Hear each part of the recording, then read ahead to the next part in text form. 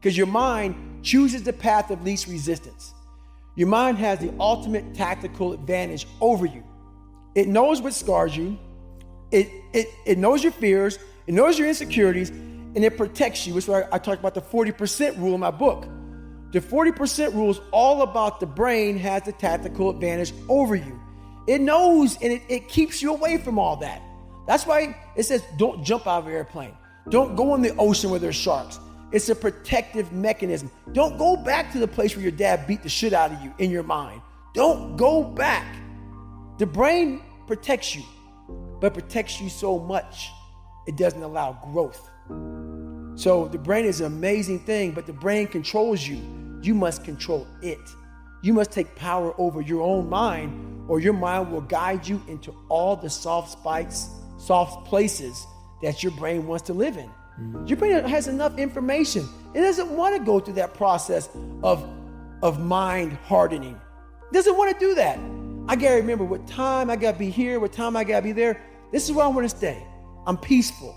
It wants to stay very peaceful and away from scarring. So that's what it is, man. You find yourself when you're not comfortable. When you're not comfortable on a daily basis. And that's how I started to grow. Like I said about the mind, it wants to put you in that nice 72-degree temperature with everything right there. It wants to be in that nice with a little massage therapist. That's where your mind wants to be. Doesn't want to be, and we're going to talk about Hell Week. So it doesn't want to be in Hell Week. In Hell Week, I was in 3 of them. I finished 2 of them in 1 year. Only person to ever do that in SEAL history. There's been people who have gone through a couple of Hell Weeks, but in like 5 years, 6 years, 7 years, 8 years. I was in 3 in 1 year. They say it takes off 3 to 5 years of your life. So Hell Week is 130 hours of continuous training. You might get 2 hours of sleep. And what it does is it's designed to break a man down to the parts where, like I talked about the surface, how I was fixing the surface. If you only fix the surface, you will never get through Hell Week. Because what it does, it starts to bring out these demons. Because even though there's a lot of yelling and stuff like that, there's times where it's very peaceful in a very eerie way. So the first hour of the 130 is breakout. They're shooting guns, it's loud, it's noisy, your mind is in chaos. When your mind's in chaos, you can't think. So you're having fun. Yeah, this is great. Yeah, we're in Hell Week, we're Navy SEALs, or trying to be Navy SEALs, we're badasses. Then what they do, and I don't even think that they understand what they're doing, but I studied the mind. It's perfect. It's psychological warfare. They go from an hour, the first hour when you're going crazy. The second hour of the 130, they put you in the cold water. It's called surf torture. Now they don't call it surf torture because it's a kinder, gentler word. It's called surf acclimation or something like that for a good reason. They put you out there. No one's quit yet. It's only been an hour. Maybe a couple of guys have. And you're in the Pacific Ocean, which is never warm. You're all linked arms.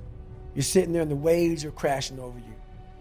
I went through winter Hell Weeks, which is cold. The Pacific Ocean is like 50 degrees. It was 49 this particular night in my 3rd Hell Week. And what it does is it makes your mind flip out. We've been doing this now for 3 weeks, being in this water. But for some reason now, the water is colder than it's ever been. It's not. Our minds are fragile. We can process a day. It's hard to process 130 hours.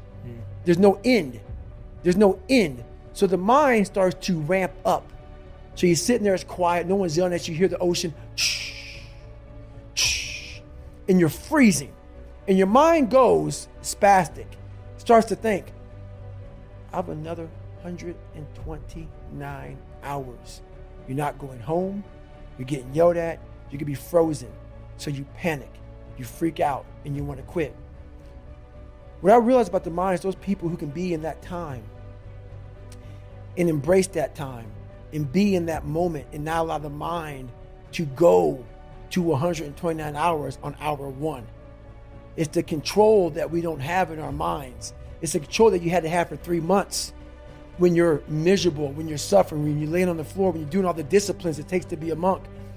You cannot think about the whole process. it will make you, it will make you so insanely crazy. It's impossible. It's inhumane what I'm about to do to myself. You have to be able to break all these big, humongous, painful things in life down to the smallest molecule, because that's all the brain can handle. The brain can't handle hours and hours and hours of suffering, but it can handle right now, I'm in the Pacific Ocean and it's very cold and this is what I'm doing. Don't think about the rest of it. So that's what I learned from Hell Week. That's what I learned from being in 3 Hell Weeks. That's what I learned from all the military. I went to Ranger School. I went to all these different schools to learn all of that, to learn how the mind processes. So talk about theorists, I talk about practitioners. A theorist is a person who reads a book, doesn't do it, reads a book, learns about something, and then talks about it. A practitioner is myself. A practitioner is a person like me. I wanted to be an expert in the mind, a mental toughness guy, beyond mental toughness. The only way to do that, in my eyes, is to put yourself in hell. Put it in hell repeatedly. Repeatedly put yourself in hell and study how you process it. And that's how I was able to come up with all these different ways, all these different tools to slow the mind down in hell. Because the mind just speeds up. The mind wants to get out of the painful situation, the suffering. It can't process it. So that's what I realized by going through all these different processes of being in Hell Weeks. You know, is just that. I love that, man. How That's the mind amazing. processes in hell. Were you ever scared that you would lose the processing ability to be able to coach yourself through it? Were you ever scared when you were there? I was there's some times where the mind gets overwhelmed and you cannot slow it down. But by these certain tools I developed, by not allowing your mind to get away from the moment. You have to think about the exact moment that you're in. But I saw when I was younger, the moment became too big. When it became too big, I spazzed out and I would quit. But now I don't think about even like an hour from now, I'll be eating. I don't even go there. Because then your mind, no, we must embrace this, because now you have to be a leader in this moment. It's not about you just getting through it. I had 5 guys, and 6 including me, in my boat crew. Now I was the boat crew leader. So now another trick is this: if you don't think about yourself, there's no pain. Which can also lead to pain later on in your life. But in these moments when you're struggling, if you are a true leader and you're worried about your men or women beside you, your mind doesn't care how cold you are anymore. Your mind's only worried about taking care of the men and women beside you. So I started realizing, man, if I take care of these cats to my left and my right in the worst moments, my mind is no longer thinking about, you're miserable, David Goggins, get the hell out of here. You're thinking about, how was John? How was Andy? How was Sam? How was Pete? How are you guys doing? You're not thinking about me. So there's so many things you can do to get outside your own head to then allow your body to just be like, hey, we're just a machine. But you have to let your mind be able to process all these different tactics to do that. Take a different vantage point in life. When you are in the hell, you can't see the beauty of being in it when you're in it. Get on top of that mountaintop in your mind. Get on top of that mountaintop and look down on what you're doing. You can see a whole different world, and that world is beautiful. But you got to get a different vantage point in the suck. Don't be in it. Spiritually, get out of it. The mind's the most powerful weapon in the world. Yeah. It can guide you to being very comfortable also. Yeah. So you gotta be careful. The mind will trick you. Yeah. And it's saying, just sleep in today. You deserve it. Yeah. Sometimes you don't deserve it.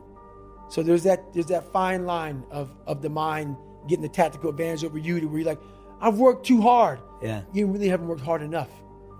So yeah, absolutely. Yeah. In when we were trained as monks in the Vedic philosophy, it talks about the difference between the mind and the intelligence. So the mind is compared to a child, and the intelligence is compared to a parent.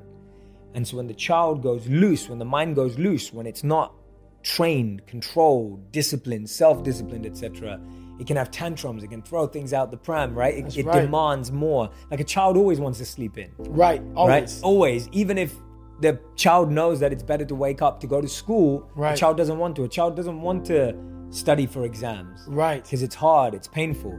And the adult's role, which is the intelligence, which is often we forget that it exists. The intelligence is that voice coaching the mind. That's right. But what often happens is the intelligence just tries to shout at the mind like a bad parent. Exactly. The parent just shouts. That's 100%. No teaching, no education, no knowledge, just shouts. That is 100%.